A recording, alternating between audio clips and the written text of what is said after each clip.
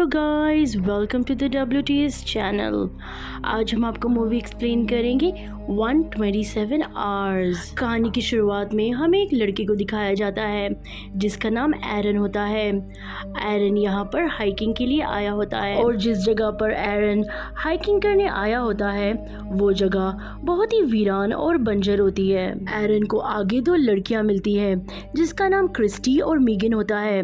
ये लड़कियां अपना रास्ता भूल चुकी होती है। एरन उनकी मदद करता है और उन दोनों को सही रास्ता बताता है और उसके बाद ये तीनों के तीनों पहाड़ियों के बीच से होके निकलना स्टार्ट कर देते हैं। लेकिन तभी अचानक एरन नीचे गिर जाता है। ये दोनों लड़कियां बहुत ही ज्यादा डर जाती हैं। लेकिन हम ये देखते हैं कि जिस जगह पर एरन गिरा होता है वहाँ पर तो बहुत ज्यादा पानी होता है। एरन उन दोनों लड़कियों को भी नीचे कूदने के लिए कहता है और इस तरह से ये तीनों के तीनों पानी में बहुत ज्यादा एंजॉय करते हैं। और अब ये तीनों के तीनों अपने रास्ते जाने लगते हैं। लेकिन जाने से पहले एरन वो दोनों लड़कियों के साथ एक सेल्फी क्लिक करता है और उन्हें कहता है कि हम फिर कभी मिलेंगे।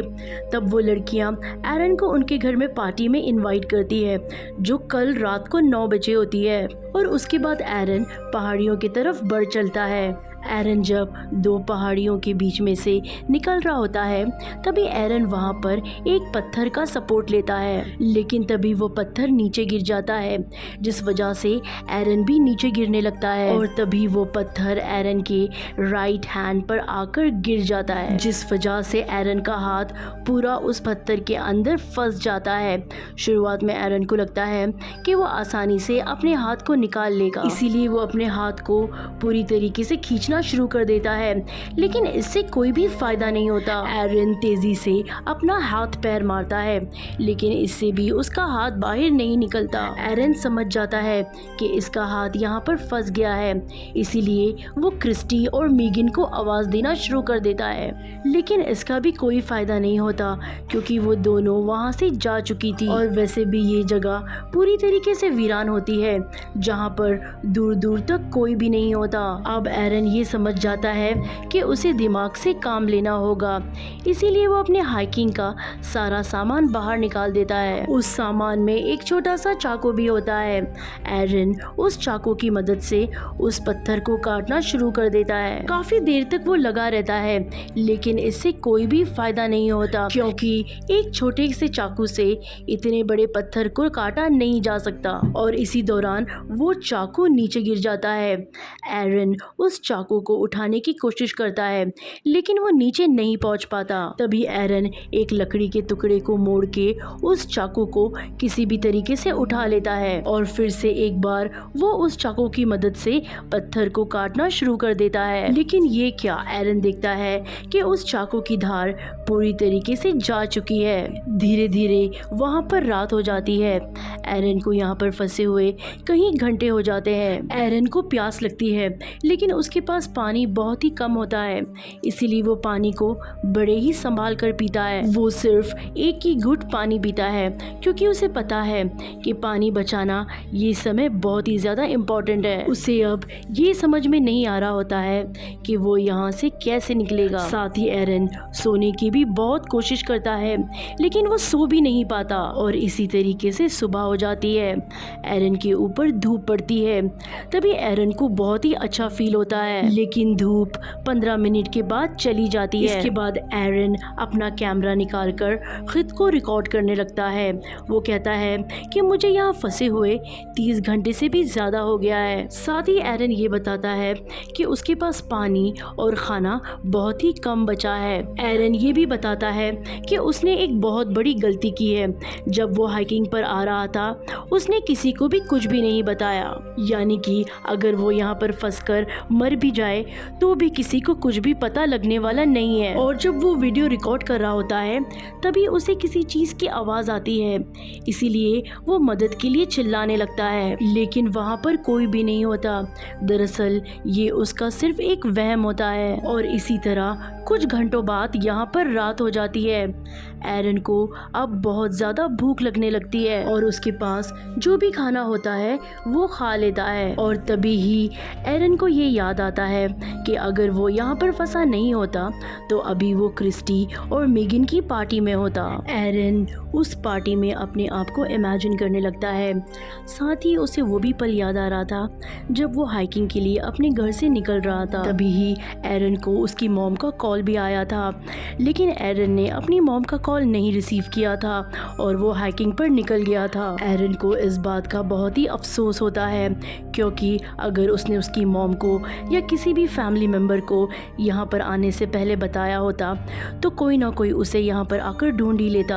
अगली सुबह हमें ये दिखाया जाता है कि एरन एक फुली बनाता है और इस पत्थर को उठाने की बहुत कोशिश करता है, लेकिन अभी भी एरन पूरी तरीके से नाकामयाब हो जाता है। और इतनी मेहनत के बाद उसे बहुत ज़्यादा प्यास लगती है और वो देखता है कि उसका पानी पूरी तरीके से ख़त्म हो चुका है। और अब जब एरन को यूरिन आता है तो वो उसे एक बोतल में जमा कर लेता है और अब ना चाहते हुए भी अपनी प्यास मिटाने के लिए उसे अपना यूरिन पीना पड़ता है। वो फिर से कैमरे में रिकॉर्डिंग करने लगता है। तब वो बताता है कि उसे यहाँ फंसे हुए 3 दिन और कई घंटे हो चुके हैं और साथ ही एरन जिस जगह पर फंसा हुआ होता है वहाँ पर 15 मिनट बाद धूप चली जाती है। और अब एरन तय करता है कि वो अपने हाथ को काट देगा, इसीलिए एरन सबसे पहले अपने हाथ को बांध देता है और फिर वो अपने हाथ को काटने की कोशिश करता है, लेकिन उस चाकू की धार पूरी तरीके से जा चुकी थी, इसीलिए उसकी हाथ की स्किन भी नहीं कट पाती। ये देखकर उसे बहुत ज़्यादा बुरा लगता है और वो अपने कैमरा में बोलता है कि कभी भी मेड इन चाइना के सस्ते टूल्स मत खरीदना। एरन को अपनी फैमिली और उसके दोस्त बहुत ज़्यादा याद आने लगते हैं कि उनके साथ वो कितना खुश रहता था। उसे पुराने पल याद आने लगते हैं और तभी ही वहाँ पर काले बादल छाने लगते हैं और तभी ही बारिश शुरू हो जाती है। एरन बारिश का पानी अपनी बोतल में इकट्ठा कर लेता है और देखते ही देखते पहाड़ों के बीच बारिश का पानी इकट्ठा होना शुरू हो जाता है और तभी ही एरन पानी में डूबने लगता है और तभी अपने हाथ को निकालने की वो बहुत कोशिश भी करता है और तभी उसका हाथ आज़ाद हो जाता है, यानी उसका हाथ निकल जाता है और वो दौड़ता हुआ वहाँ से निकलकर अपनी गाड़ी के पास जाता है। एरन अपनी गाड़ी में बैठकर वहाँ से निकल जाता है, लेकिन फिर हम देखते हैं कि ये एरन का सिर्फ एक सपना होता है, क्योंकि वो अभी भी पहाड़ी दर्रों के बीच फंसा हुआ होता है और वो फिर से अपनी मदद के लिए चिल्लाने लगता है, लेकिन इससे कुछ भी नहीं होने वाला था। फिर हम नेक्स्ट डे देखते हैं कि एरन का बिहेवियर धीरे धीरे चेंज होने लगता है। वो अपने आप से बातें करने लगता है। दरअसल इस माहौल में फंसे होने की वजह से एरन की दिमागी हालत बिगड़ने लगती है। एरन को दरअसल इस बात का बहुत ही अफसोस हो रहा होता है कि अगर उसने उसकी मॉम का फ़ोन उस वक्त रिसीव कर लिया होता या अपनी मॉम को बता दिया होता कि वो हाइकिंग पे जा रहा है तो अब तक कोई ना कोई उसे बचाने ज़रूर आ जाता। एरन बोलता है कि वो अपने मॉम डैड से बहुत ज़्यादा प्यार करता है और वो बहुत ज़्यादा इमोशनल हो जाता है। दरअसल एरन अपनी सारी उम्मीदें खो चुका है, क्योंकि अब तक की उसकी सारी कोशिश नाकाम रही। एरन फिर से एक बार अपने हाथ को खींचने लगता है, लेकिन उसका हाथ नहीं निकलता। एरन को ये देखकर बहुत गुस्सा आ जाता है, इसीलिए गुस्से में एक चाकू को अपने हाथ में ही घुसा देता है, जिससे एरन के हाथ की हड्डी डैमेज हो जाती है और उसके हाथ से बहुत ज़्यादा खून निकलने लगता है और उसे बहुत ज़्यादा दर्द होने लगता है और वो अब कुछ भी नहीं कर पाता और ये दिन भी बीत जाता है। और छठे दिन हम ये देखते हैं कि एरन की तबीयत बहुत ज़्यादा ख़राब हो चुकी है और बहुत ज़्यादा कमज़ोर हो चुका है, क्योंकि उसने 2-3 दिन से ना तो कुछ ठीक तरह खाया था और ना ही ठीक तरह पानी पिया है। एरन सोच रहा होता है कि ये पत्थर कई दिनों से उसी का ही इंतज़ार कर रहा था कि कब वो यहाँ पर आए और फंसे। साथ ही एरन उस चट्टान पर अपना नाम भी लिख देता है और उसके ऊपर वो RIP भी लिख देता है, यानी रेस्ट इन पीस, क्योंकि एरन ने अब मान लिया था कि वो अब बचेगा नहीं। और अब एरन पूरी तरीके से अधमरा हो जाता है। तभी उसे बेहोशी की हालत में एक विजन आता है जिसमें एरन एक छोटे छोटे से बच्चे को देखता है।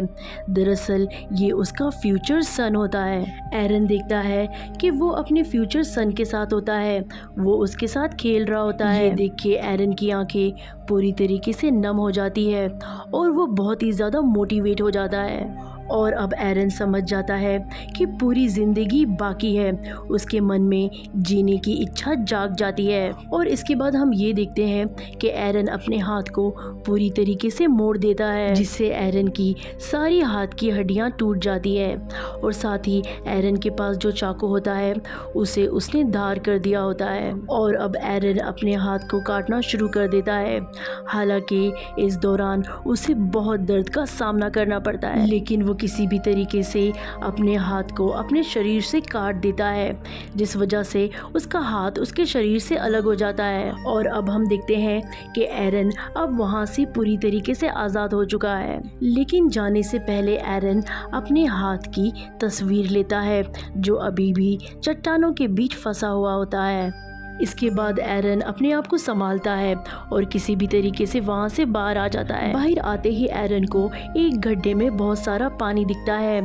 एरन बाहर आते ही उस पानी में कूद जाता है। पानी पीने के बाद एरन उस जगह से निकलने के लिए आगे बढ़ता है, लेकिन इस वीरान और सुमसाम जगह से निकलना इतना भी आसान नहीं था। लेकिन एरन हिम्मत बिल्कुल भी नहीं हारता।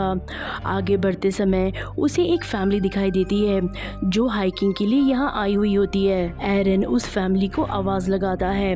वो सब के सब वहाँ आते हैं और एरन को संभालते हैं और उसकी मदद करते हैं, और वो फ़ोन करते हैं। जिसके बाद वहाँ एक हेलीकॉप्टर आता है और एरन को रेस्क्यू कर लिया जाता है, जहां पर एरन को हॉस्पिटल ले जाया जाता है। फिर हमें कुछ देर बाद का वक्त दिखाया जाता है, जहां पर हमें फिर से एरन को दिखाया जाता है, जो कि पूरी तरीके से ठीक हो चुका होता है। और साथ ही हम ये देखते हैं कि एरन का जो शौक है हाइकिंग पर जाने का, वो अब भी हाइकिंग पर जा रहा होता है। लेकिन हाइकिंग पे जाने से पहले वो हमेशा अपनी फैमिली और अपने दोस्तों को ज़रूर बताता है। फिर हम ये देखते हैं कि इसके 3 साल बाद एरन की शादी जेसिका से हो जाती है, जहां पर हम उसके बेटे को देखते हैं। यानी एरन ने अपने बेटे का एक बार विजन देखा था, वो अब सच हो चुका है। और इसी के साथ ये कहानी यहीं पर ख़त्म होती है। उम्मीद करते हैं कि आपको ये कहानी पसंद आई होगी। आज की वीडियो में बस इतना ही, लेकिन नेक्स्ट टाइम हम फिर मिलेंगे एक नई इंटरेस्टिंग कहानी के साथ।